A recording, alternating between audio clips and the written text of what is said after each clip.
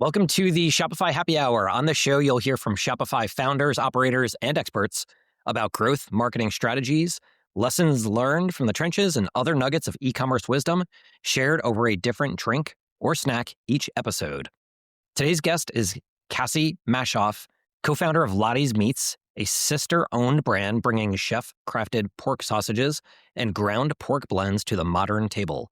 Born from a multi-generation Illinois family farm, Lottie's is making pork fun, responsible, and delicious again. Cassie, welcome to the show. Thank you. Thank you so much for the kind intro. Happy to be here. Awesome. Well, first, you're bringing some lovely festive energy. It's early December. We're right in that period between Thanksgiving and holiday season, Christmas time, Hanukkah, all that stuff where it's like super busy, but you're bringing the festive cheer. I'm loving it. Yeah, I'm trying to. It's a fun time of year for us. Nice. Good stuff. Well, let's get started with obviously key thing is we got to try the sausages, but also sounds like you've got a tasty beverage. I've got a tasty beverage. So in honor of the holiday season and for having you join, we got to crack it. So why don't we talk about what you have there? What are you about to crack open? Oh, well, I just poured myself actually a nice glass of white wine from Scribe Winery. Do you know it? It's in Sonoma. It's the only one I'm a member of. So trying to flex that. Pairs really nicely with sausage, I should say. Perfect. I love the plug. Yeah. So my wife is from Napa Valley, and I guess there's so I'm from New York, so there's like a New York, New Jersey rivalry that people talk about, right? Then there's Yeah. Sonoma, Napa. So I got to be careful about saying anything. Well, my sister went to culinary school in Napa at the Culinary Institute of America, and our products are in Nugget Market and a few others in that Napa Sonoma area. And I actually had a meeting with the Nugget buyer today, and he's like, "Oh, you and Chelsea are doing a lot of demos at our Sonoma market," because we're always fighting well, we'll go to this region and we'll do the demos there so that we can hang out. He's like, you're over-indexing in the Napa region demos, our strategy. Well, hey, you got to mix business and pleasure. I mean, that's a key part of it. Right. Yeah, it's a tough industry, as you know, so we reward ourselves where we can. Fantastic. And you Yeah. said the winery is Scribe? Yeah. Cool. I'll have to check that They're out. awesome. So that's great that you're about to enjoy a nice, tasty beverage. I've got a beer What do you called Lunch from Maine Brewing. Maine makes Whoa. delicious beer, all sorts of good stuff. They have really good stouts, and their lunch is an IPA that's just perfect all the time. Should pair perfectly with sausage. I'm gonna So have to check that out. Lunch. nice. Yeah. Are you a beer fan or mostly wine or? I am, and I've become more of a beer fan since we launched our brand March of 2024 in Denver, Colorado. It's part of the job description, I feel like. So spending a lot of time there, you have to be. Nice. Another perk of the job. Yeah. Well, cheers. Happy holidays. And thanks for being Cheers. on. Yeah, excited to chat with you. All right. Fantastic. Well, yeah, that's a tasty beer every time I have it. Yeah, this is the most fun podcast I've done already. I think we I just love wrap it. it up right here and call it. Yeah. No, it's so fun. Nice. So full disclosure, so I typically try to reserve tasting for podcasts when it goes live, but we had to reschedule a couple times. And there's one time where I had everything prepped and we had to cancel last minute. So I couldn't let the sausages go to waste. And I will say that they're pretty dang tasty. Yeah, aren't they? And on top of that, some of the sausage, one of the guys on my team, I had him try it. He used to work in a restaurant and he said that best sausage he's ever had by far. Wow. I've got Love him. Yeah, and he knows food pretty well. And he's also going to be editing this video, so we'll speak very kindly about it. Ooh, yes, he will. So I've got two links here. I've got, I think, the regular, and then there was more the spicy version. Is that right? Yeah. Well, we have, our two sausage links. One is a bratwurst. It's a very traditional take on a bratwurst recipe. It is just pork shoulder, mustard seed, ginger, and nutmeg. It's much higher protein, 40% less fat than the leading sausage brand. So we love it because the pork really shines. And we often hear you can taste every single ingredient. The other one we have is called the Lottie. That is our signature. It does have some warming spices. It's very special because it's made with only pork loin and pork shoulder. So unlike most sausages, only the best cuts. Then it has some nutmeg, coriander, paprika. It's smoked in some peach wood chips. So we often say it's our big kid hot dog, if you will, but much more decadent and elegant. They are both fantastic, and, Yeah, they're I think the adult hot dog is a very good description because it is just so much better, and, yeah, it's much more complex, and you can tell it's very high quality, so well done to yeah, your sisters. yeah. Talk Thank about you. before we go into the history of, like, how you guys started this, I mean, how often do I get to ask how the sausage is actually made I with know. sausage? So I can tell you've been waiting for this moment to ask. We will tell you. so what's the just, like, as a food nerd, what's the process? How does sausage actually get made? The process is so long and convoluted, but because we make it hard on ourselves, it doesn't need to be like that. But we grew up on a sixth generation family pork farm, as you mentioned in the introduction. So it's really important to us to source from that family farm and network of family farms that we grew up on. So we have 100% traceability into every single production run. So from the top of how it gets made all the way to the end, it's a long process. But we have to work with two different USDA co-packers, which is a whole challenge in itself. One for the ground product, one for the cooked product. We send them the cuts. Like I said, we use only pork loin and pork shoulder, and then really special, unique spice blends. So most sausage will use powders, artificial ingredients. We use only like grade A maple syrup, real Calabrian chilies that are imported, wet minced garlic. Then that is going through a ton of R&D, packaged, sent out to you all to two different warehouses. So lots of steps, lots of, we've gone through like 9 different co-packers in our short like year and a half of being a little business. High quality standards, I should say, by the chef sister. Gotcha, I'm sure so I'm pretty stoked that I just figured out how sausage is actually made. Well, that's Yeah. wonderful. So let's talk about the co-packers. So what were you looking in a co-packer, and, how did you discover things weren't kinda up to par with what you were looking for? And how did you find, hopefully, the co-packer that you've landed on that hopefully will be the one that is kinda meets all of your needs? Yeah. So for us, like I said, we have to work with USDA co-packer. That limits the search in general. I think when we started searching even the USDA website, it's like all PDFs, it's like hard to navigate. It's like glitching and crashing. And we were like, how are we ever even going to get this started? Sausage is so concentrated at the top with big players that kind of own all of the facilities, or there's like really, really small mom and pop shops in certain regions, that maybe have their own line. They're starting to co-pack. So that's how we started. We started in Denver with a few local folks, but we quickly outgrew them. We go through so much back and forth because most of them are making sausage one way, might be using a lot of like trimming knuckles, hence why you don't want to know. And so that was really challenging because we would have our special recipes. We'd wanted to use these certain things, certain techniques of, okay, it needs an ice bath at this time. It needs to be cooked at this time, very like chef crafted techniques. And so that was the challenge of we were being told this is how it should be done. And we wanted to say, hey, we want to elevate pork sausage in a different way. Can we try to craft it like this? And so I think through that process, ultimately at the end of the day, if someone wouldn't meet our quality bar, there wasn't any point in trying to recreate what has already been done. So oftentimes it was a lot of like, okay, we'll never be able to follow this recipe or this technique. So we have to go back to the drawing board and try to find another one. So yeah, I think now at this point, 18 months in, we are with partners that we think are there, but you never know. Times are changing.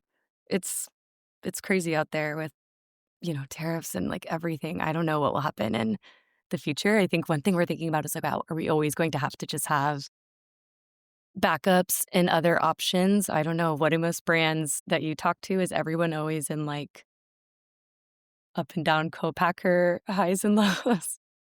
So operations is tough for everybody, I think, Yeah. and it really just depends on the category and brand. There are people we've had on the podcast and other brand owners I'm connected with who they land with a co-packer or let's say factory or manufacturer if it's more of a hard good, physical good, and they'll be with them for years and years and years. I know people who got really lucky right out of the gate. I also know people with lots of nightmare stories and have had to Yeah. constantly go. It really just depends on the brand. So I know you mentioned Yeah. something that's important for anybody who's kind of starting. or wants to get into direct to consumer, CPG, what seems to happen is when brand owners are bringing their idea to a co-packer or manufacturer, the facility will often have their process, right? And so brand owner might go to the co-packer factory with an idea, but the co-packer factory will have their steps that they want to follow because they want to systematize, Hmm. they want to be super efficient, but that might not lead to the best quality. And it certainly won't lead to differentiation because they're going to try to bucket you in with everybody else that is running on their line. So now after going Yeah. through, let's say, 9 different co-packers, looking back, were there any signals or red flags you could have caught earlier? Like what tips would you give to somebody who's at the beginning stage and they're trying to find, let's say, a co-packer for their new brand? What would you have them watch out for when they're approaching co-packers? Or what are the green lights? What are the things where you'd say, oh yeah, if they say this, then you know you're in good hands? Yeah. I think going back to what I was saying of knowing what are your non-negotiables and knowing when you are the expert versus knowing when to defer to the co-packer as them being the expert. Oftentimes, they hopefully will be the expert, but to your point of differentiation, I think there's a fine line of knowing when to trust your gut, which I kind of hate that advice. But now being in this industry for 18 months, in hindsight, I'm like, oh, there are times where we should have just trusted ourselves. But when you're new to CPG, and you're in this antiquated system, it's so easy to just default to like, of course, yeah, this is the way. So I've always tried to enter these co-packer conversations being as open to their expertise as possible, but also trying to be incredibly organized, really buttoned up and showing we are new. Here are our strengths. Here are our core competencies. Here's what we will not sacrifice on. And if you stick with us and give us a shot, because as you know, it you're not going to meet the minimums. There's so many things, but here is our potential and here's our path, our projections, I think has really helped us grow quickly and play in these very concentrated markets where we're often the smallest one, but we've been able to like get on that level because we show the differentiation in what those core competencies that I was mentioning are. And I think that gets co-packers excited of like, oh, okay, well, this will diversify my revenue streams and this will add value here. So trying to put on that hat has helped us Very, survive. very smart. Talking about what's in it for them. Very Yeah. smart move. So, okay, well, let's start at the beginning. How and why did you start Lottie's Meats? Yeah. Well, as I mentioned, we grew up on a 6th-generation family pork farm. When we were growing up, our parents said, maybe don't be hog farmers, try something else. We were like, okay, thank God. No, I'm kidding. But actually, Chelsea and I were just talking about this. When we were younger, we were always like, oh, yeah, of course we'll be on the farm. But I think candidly, we saw how hard it is to be a farmer in America throughout the 80s, these 2000s. And I think our parents, for diversification purposes, were like, go out and try your hand. Who knows, where this is headed. So Chelsea went into culinary, as I mentioned. I fell into tech. But as we left the farm in the Midwest, the more we were like, whoa, pork gets a bad rap. Was no one else like force fed this their entire lives? And we noticed on menus, grocery store shelves, there was no like premium, elegant pork products. People thought bacon, you think processed, you think kind of boring. There's a whole backstory there. And so we had kind of thought to ourselves, if anybody is going to reintroduce a kind of packaged, processed, stale category in a way that's chef crafted, really clean but convenient and almost like gourmet, maybe we should give it a go. Chelsea had started using our family's pork in her restaurant in Denver, and she was making sausage using only the best cuts, doing some pop-ups at breweries in Denver. I was just helping her on the side, not planning to leave my safe, secure tech job. But I don't know. There was something of like, you know what, it's now or never. And a few people had given me the advice of don't half-ass it, pardon my French. But they're like, just go for it. If you're going to try to do something, do it. So we're like, let's give ourselves a year, 2024, the year of Lottie's. And at the end of the year, I can always go back to corporate America. You can go back here. But I do think that there is a food service, retail, and kind of direct-to-consumer play that we can try and give ourselves some time to see if it resonates. Fast forward to now, end of 2025, we're always like, wow, that went great. I guess we'll give it another year. So that was the genesis, and then it was kind of like, let's take a risk and give it a go and see if we can keep going. Love it, love it. Well, I think founder story makes a huge difference in so many different businesses, and I love that one, the story of the heritage of six generations, right, on an American family farm, and then two sisters where you've got the culinary side to speak to the quality of ingredients, and that clearly shows in the taste. It's like super, like some of the best sausage, if not the best sausage I've ever had. It's super tasty, and then you can Thank come in you. the kind of tech and business side of it, and I love that story, and I love that that is how you're going to market because it's true and it should resonate with people. So I love that. Yeah, Looking thank you. back on 2024, let's say, what were some of the big wins that you had that made you say, "Okay, this is a thing. We're gonna do this for, let's say, at least another year going into 2025." Yeah. Were those signals that helped you make that decision? Yeah. So we didn't get our product from our first co-packer until March of 2024, which was actually pretty quick considering we both like I quit my job January 1st of that year and was like full on Lottie's. So we had dropped off a few samples at local retailers in Denver, Colorado, and like started with like 12 stores. We did a farmer's market that summer. We actually launched into quite a few restaurants selling the ground product to top bakeries, pizzerias, and kind of built like a mini market in Denver where we would find, hey, I tried your sausage on the menu at Get Right's. It's my favorite bakery. Now I know I can get it at these 12 places. We did a ton of pop ups. So, like at breweries, restaurants, menu takeovers. And those were always like a lot of lines. We just built like a little mini proof of concept and community and like family, if you will, of advocates that like turned into like lifelong customers and allies. And I think looking at the end of the year, we had just started getting outside of Colorado, like bigger momentum in NorCal and even in like Chicago, Milwaukee area of distributors and chains that wanted to bring us on. So then we were like, okay, there's a path to like 3x in 2025. Let's like start on that path. Wonderful. So as you were talking, I was eating more sausage, and I got to know how the recipes Please. were dialed in. With lots of brands early on, there's just tons of consumer testing where you're going out, you're getting feedback, and you're iterating, you're dialing in recipes, and you're trying to land on something that people really love. I'm curious if that process even happened with your sister's history and knowledge of culinary. Did she just make these and she was like, hey, this is it, and then people loved it? Or was there lots of testing going on? How did You, that process work? before Lottie's was a real consumer good, I guess I should say, there was testing. Like Chelsea, I have an Instagram post on our pinned on our profile that's like the sausage bite that made me quit my tech job. You can check it out after this. But she had actually, when we were talking about this, she's like, I've been working on these recipes for years. Like always in the restaurant, she was perfecting and tweaking. And she had done some sausage around Thanksgiving that she like low key called our Thanksgiving sausage that now became the everyday. That is the perfect balance of grade A maple syrup, sage, and thyme. So it's kind of herbaceous and a hint of chili flake.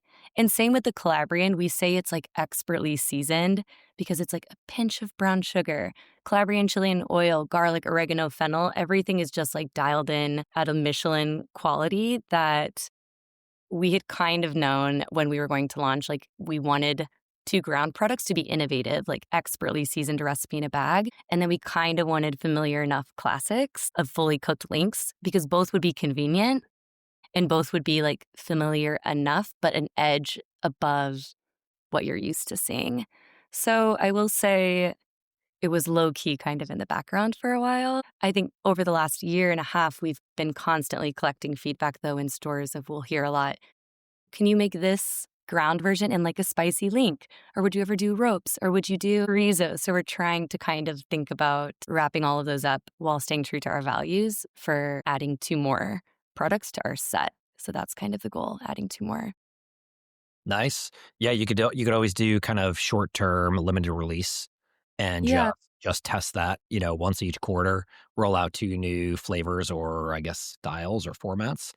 And Hmm. then do that for a year. You can roll out like, let's say you're doing one a quarter, you can knock out 8 different ones, and then end of the year, be like, which ones took off, and then you can turn that into more of a regular occurrence. But that's what's great about D2C is D2C, you Yeah, really see the data around who's buying based on all that stuff and what the conversion rates are looking like. But also when you're in person at breweries or talking to people who are trying stuff, you'll get direct feedback that way.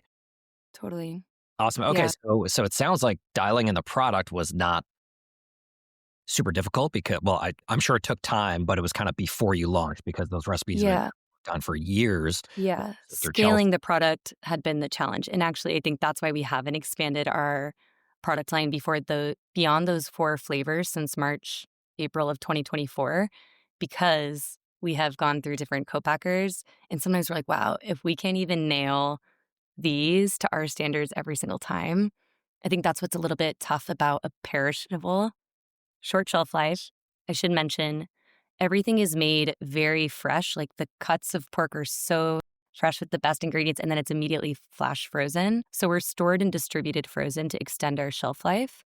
But once they are thawed, or in the meat industry, it's called slacked. I don't know if that's colloquial. I didn't know that until I joined the meat industry, but it's often like slacked out. Slack to sell is the program that a lot of retailers use.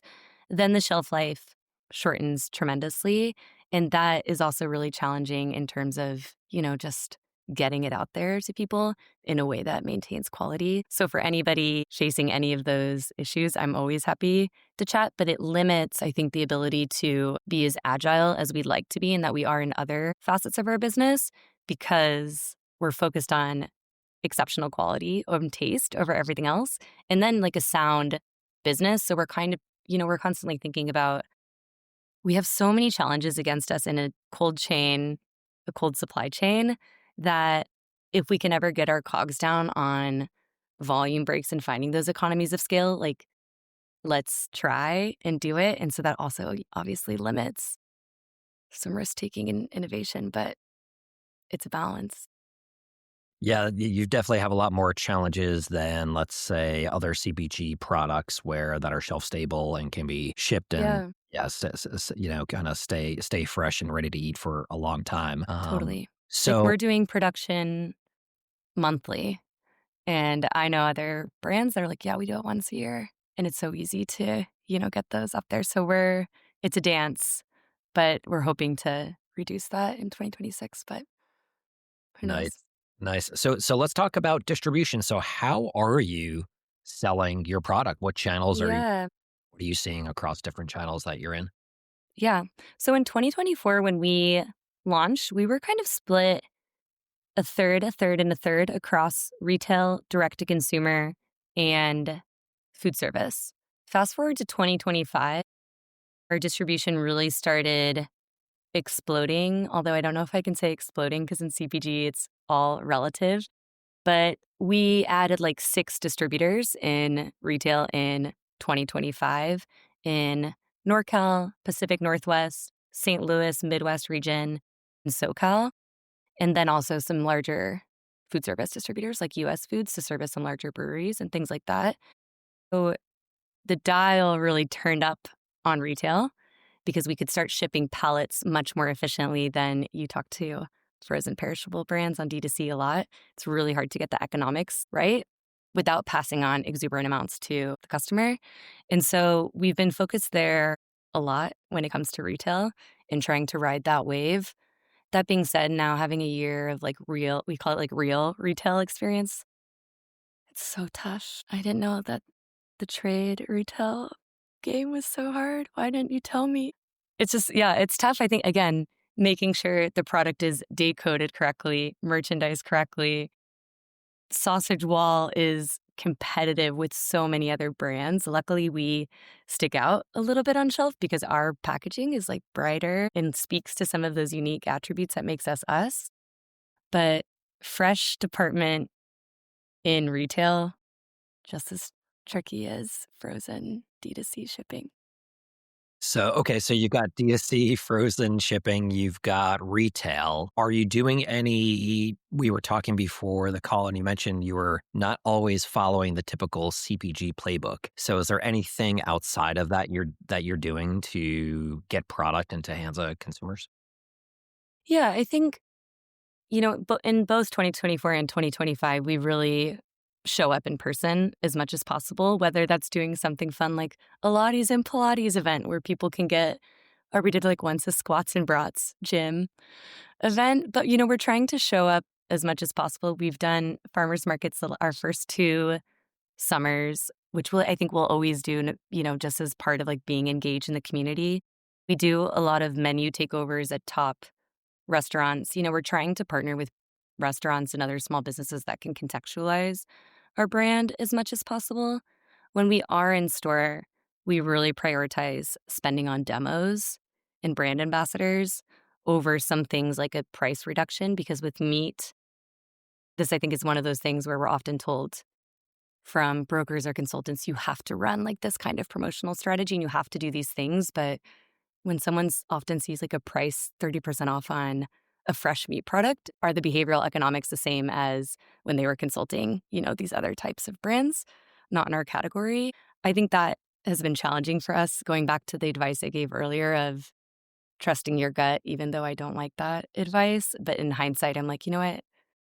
We should have known that we don't, we're not like these other common CPG categories. This is its own niche thing that we're trying to do. And so showing up, I think, in the ways that we want to show up rather than spending on this like retail newspaper ad, or doing these things is not necessarily like something that we want to prescribe to a degree. There's got to be a big market for going after select restaurants that are a perfect fit because, farm to table obviously is a thing. But if there are restaurants where there's not good supply for your product, then having a frozen option going directly to restaurants across the US for Michelin restaurants, super high end, Yeah, got the street cred with your sister's culinary chow, totally. the product, that could be a really interesting play where you're kind of blending D2C, but then also getting in restaurants, so it'll be higher volume. Yeah. So I wonder if there's a play there. Anything in the food service category? Yeah. Yeah. So right now, food service is 15 to 20% of our business. And for those reasons that you mentioned, I think the value add for restaurants is there is a brand behind it if they want to put it on their menu. It is expertly seasoned and crafted, so it saves time on labor. Plus, it's something that if people are starting to familiarize themselves with their brand, they know that the quality is there, and vice versa. We can reap those benefits from our amazing restaurant partners, where we're getting new customers that way in a way that is so naturally contextualized to what we want people to take away from the product. It's the best. We have done some really awesome collaborations and pop-ups that have turned into always on menu items with pizzerias, bakeries, and breakfast sandwiches, breakfast burritos, obviously breweries and things for the links. But the challenge, I think, with food service is you have to find the restaurants that have the willingness to pay for the quality. They are in just as tough, if not a tougher business than CPG. And so for us, we need to figure out, I think this is a learning that I just have come across. How can we price our food service products to be more competitive in that channel? I think when we started, I was like, oh yeah, retail food service, like perfect. We're going to go for this margin and this and this. And there's so much I think you need to test to get it right for food service. And then the distribution system within food service is just different than retail. And like learning that ecosystem has been interesting the last few months. I will say then, though, once you can get in, it's the best. It's just hard, I think, to find the right price and the right partners. Then it's like magic. So how have you landed some of the restaurants that you're in? I think, as you mentioned, with Chelsea's amazing network and reputation, we're so fortunate that that's how we could start. And then, you start small. As with anything, there's, I think, a degree of FOMO of like, okay, I see this. This is where I want to stand. And, some brands, I think, do this really well with partnering and supporting the restaurants and like being so involved in that ecosystem, like Zab's hot sauce. I had the privilege of having a call with Miles the other day, who was so helpful in terms of like this is how we approach these restaurant partnerships and this is what I enjoy. Same for Chelsea and myself, but that's her superpower. She knows how to talk the lingo. She knows what the value add is, and she's not selling, she's like partnering with them. So I think for any brands trying to get into food service, I would say don't fall into the trap I did and try to approach it so corporate and like with a retail and like head top down, process, but really try to partner and empathize with what restaurants are trying to do and what they're trying to build. Sounds like a very smart approach. So for your online e-commerce, obviously shipping frozen product across the US and trying to keep costs in line with where consumers are expecting, even with a product that is extremely high quality. How are you thinking about e-commerce and also digital, organic, social, your overall digital marketing? And how are you looking at that versus retail versus food service? Yeah, great question. Because I mentioned so much of our in-person, offline advertising are in certain regions, there's always going to be so much of the country that we're not able to hit. And that's, I think, where digital marketing obviously comes into play and why we have D2C. As I mentioned, it's hard to stand up. We have to ship everything with dry ice via 2-day air or less. And we spoke to every single third-party shipping app and like UPS and FedEx and finally got on like a UPS, the best like rate we had been able to find with the right box dimensions and weights to like make it work. It was like a labor of love and months of testing and being insane like I am. But it paid off because we're able to offer it in a way that we still make a small margin on it. Because one thing we didn't want to do is like just go through all of it for the sake of getting it out there. It's not one of those products that is like easy that you can like constantly send samples, but we wanted to make sure that we could offer it. So when it comes to digital marketing, we lean heavily into social where we can. Our strongest channel is probably Instagram, but we have TikTok. We're active on like LinkedIn, even Pinterest and things like that. We also have a really strong email marketing list that converts. So we're setting up as much automations as we can there, in addition to using apps like reviews, and like upselling and things like that where we can. We haven't put any paid media or paid social behind anything, only because of what I mentioned. It's not a top channel for us, but we want it to be there. We also haven't, I'd be curious to your thoughts on this. We haven't invested in any like PR, but I'm always like, especially this time of year, you're like, that would be so nice to just get a little shout out, Food 52. But yeah, we haven't invested a lot in any paid digital. Long answer is we want it to be there to try to reach where we're not going to be able to physically be present. Nice. So, yeah, so thanks for sharing all that. Makes complete sense. I think for PR can be incredible. PR has kind of evolved over the past, let's say, decade, right? Where it used to be just getting a media mention, but now media mentions can help with SEO. But now what's more important than SEO is AIO and GEO. Yeah. Like, that can the robots understand that Food and Wine referenced Lottie's meats, which means that you're going to be more likely to show up in conversational queries. Yeah. Anything from media mentions, but then also platforms like Reddit can also be super helpful. So PR, I think, PR can be incredible for any brand. The question is like, how do you get media mentions in a way that isn't stupid expensive? Yeah. And I think that's the challenge for some brands, but there are ways that you can make that more efficient. Yeah. So we can talk about that Point. afterwards. There's a couple of people that I can connect you with for that. Yeah. But yeah, Yeah. that's a big challenge for lots of brands is how do you get these media mentions? One idea that could work that I know brands have done and we've done for certain brands is like you can use influencer as a first step to get to people. Yeah. So we had one of our brands on the Today Show months ago without Amazing. even trying to do that. It was Wow. through seeding product to different influencers, having them talk about the product in a certain way, and then through that channel, there was somebody who's doing a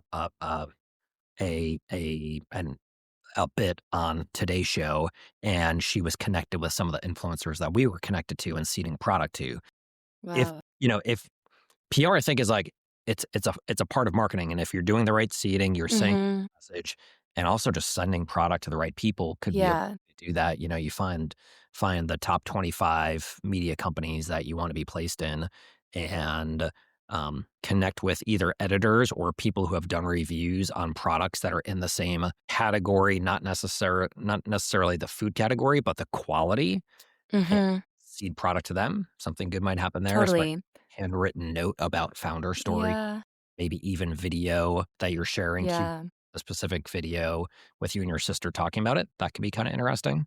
Yeah. Yeah, definitely. We have started gifting creators and influencers that we admire, going back to our strategy of how can we partner with brands, partners, people that really can contextualize our product in a way that we aspire to. And that has worked really nice, only because it's already so expensive to get the product out into them that it's hard to then also budget for like, okay, and we're going to be able to hit your $100,000 spend. But I think to your point of when you can kind of be selective, and we, I think, are fortunate to have a really, really lovely tasting, fun to cook with product that oftentimes we have turned those creators into just like natural advocates that we will hear oftentimes. I normally, when I'm gifted, like don't have time or I won't post about this, but like this was just so fun and so exceptional to cook with that I felt inclined. So that is something in 2026 we do want to try to budget more for because it just hits like a few buckets and maybe we'll be like your brand and show up on the Today Show if There we you do a go. good job.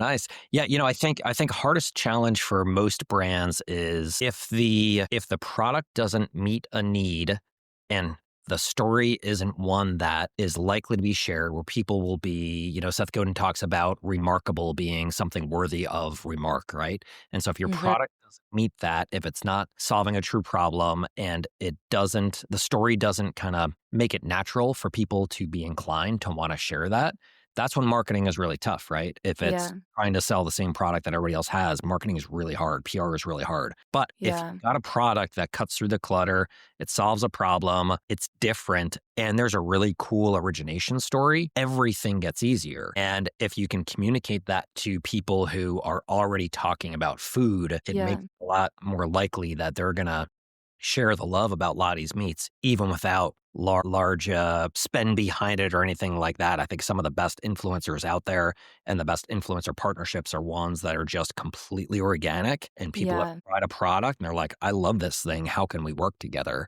So Totally. yeah, I think there's a big opportunity for what you're doing with that. So, Yeah. okay, awesome. Well, let's move on to the speed round. So each answer about a minute or less or so. Cassie, are you ready? Feeling good? Yeah. Feeling great. Good stuff. Let's get to it. All right. So, what is one of your most recommended books? I just read, I think it's called Still Bobby. It's Bobby Brown's memoir. It just came out, I think, a few months ago. And I've been like thinking about it often and just recommended it actually to my sister because it's her whole journey of a lot of no's, obviously building a brand while being a young woman and then a young mom. And then now, if you know her story, in her 60s, she had a non-compete with Bobby Brown. She launched Jones Road. And so it's talking about launching this business, at this stage of her life. And I loved it. I would recommend it to anybody who's, building, whether you're in a corporate track or your own track. It's just like you learn a lot about resilience. So I would say that it's now becoming my most recommended book as of right now. Nice. What is an under the radar product or brand you've used and like, but most people don't know about? Well, it was just Small Business Saturday, so I was thinking a lot about like some of the brands that I bought and supported. I bought and gifted to quite a few brands this brand called Shuka Sauce. Have you heard about it? It's a new woman-owned brand out of LA. I just met them at an event maybe like a month or so ago, but I loved it. It's like a shashuka starter and it has like a nice tomato base with some like garlic and cumin. So it's obviously amazing in shashuka, but you can also use it in like pastas. And it was just like lovely. I gifted it to like 5 people this past weekend. That's amazing. I didn't know Yeah, what it's really shuka was, fun. and then some Yeah. friends to visit, and they cooked it for us, and it was ridiculous. And then I was in Israel and has shishuka, and I was like, how have I not known about this my whole life? You'll have to check them out. It's so, again, I think it's brilliant in that it's already expertly seasoned. So you just add like an egg or you just have like a very elevated meal in seconds. And that's like one thing I love about our product. I am not a cook, I should say, at all. But I love the ability to like, okay, we could just make some Calabrian meatballs with a pasta noodle and a sauce. And all of a sudden I have like a very elevated spin on a classic dinner. And so that's why I love that product. Great recommendation. What is one thing in life you do better than most people, just natural, Mm. and how do you do it? Oh my gosh, I don't do anything better than anybody. Maybe delusion. Cause like I think I do. I don't know. I think you probably hear this a lot and you know this. You have to have a lot of stamina and grit to do small business CPG life, I think. And over the last year and a half, when I've been doing like hundreds of grocery store demos in like a cold meat department on like a beautiful sunny Saturday, and I'm like laughing, crying, I have kept doing it because I will often be approached by other customers, that are like, "Oh, I had a business for 40 years." And they're like, "You just need to keep going." Or like when you're about to quit, you just always you have somebody like coming and like cheering you on or like falling in love with the product, and it helps you keep on keeping on. So I think having maybe a hope borderline healthy, if it's such a thing, level of delusion is maybe one thing I do better. Love it. I think that's a key ingredient for anybody who's going to be successful, especially in CPG or e-com. Yeah. So tell me about your favorite shopping experience, online or offline.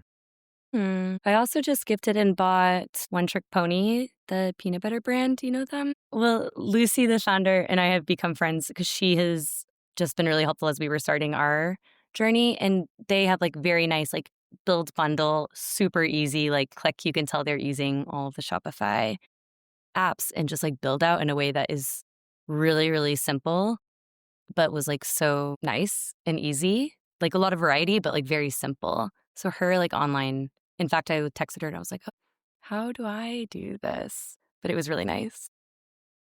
Awesome. Who is a brand founder we should have on a future episode? Well, honestly, maybe her. They have been like growing out. Her name's Lucy from One Trick Pony. But I also just connected and I've been chatting a lot with a woman named Susanna from Jenny's House. They're a focaccia bread mix. They just launched in their first retailers in SoCal and do some D2C brands. So I would say either of those like female founded brands because they're both a shelf stable brand. Jenny's House, the focaccia brand, does some like mixed stuff, but also some frozen stuff. So a lot of interesting dynamics and both at different stages in their journey. One a few years in, one new. So any of them. So we're going to go a little bit off the grid because you've mentioned like 7 different amazing food brands, it sounds like. So what's in your cupboards? What are you usually eating? What's a typical dinner? Oh my gosh, I think that's one of the best things about CPG is like you find so many friends. It's the most like collaborative industry I've ever been a part of. Granted, I only grew up in agriculture, tech, and now CPG slash meat, if you want to, however you want to define it. But I love the community of fellow founders in CPG. It's one of those things I think that helps you keep going. So a few things that I have been drinking a lot besides Scribe wine is we love Huxley, the energy drink. It's like a natural energy drink. It's like 70 milligrams of caffeine. Also started by a former Culinary Institute of America graduate, Simon. So Huxley is like loaded nonstop in our fridge. I also love and am obsessed with Real Z, the date, peanut butter filled and almond butter dates. I don't know them, but I have a crush on them and I would love to I would love to know them. No, but their dates are so nice. And then the other one that we're always buying and gifting, also former chef started. Maybe this is the key, Dan. CN Chilies. It's a hot sauce brand, also Latina and woman owned, and the best hot sauces ever. Always stocked. I think we found a key is that every food brand needs to be started Yeah. or chef, and then everybody's paying. Maybe. Or like those are ones that you could trust because there's something about a chef that they wouldn't let something go out, if it wasn't good. So you Yep. can trust. Nice. Where can people connect with you to learn more? Well, they can follow us on Instagram at Lottie's Meats or on our website at lottiesmeats.com. And if you reach out to info@lottiesmeats.com, you'll find us. Awesome. Cassie, thank you so much for bringing Lottie's Meats to market, a brand that's redefining what pork can be through quality, flavor, and family roots, and sharing your expertise and insights with our audience on the Shopify Happy Hour. Thank you so much for having me. This was so fun. We appreciate it.